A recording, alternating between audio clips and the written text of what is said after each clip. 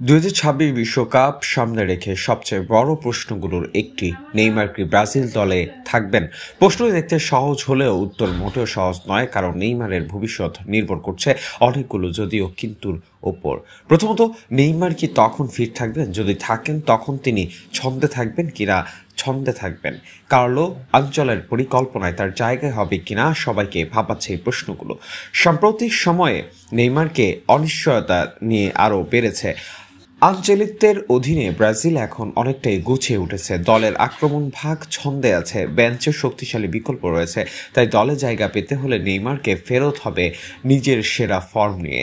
তিউনিসিয়ার বিপক্ষে ম্যাচের আগে সংবাদ সম্মেলনে আঞ্চলত্তি বলেন, বিশ্বকাপের সম্ভাব্য তালিকায় নেইমার আছে, সে সুস্থ, কিন্তু মাঠ পারফরমেন্স করে তাকে নিজেকে আবারও প্রমাণ করতে হবে।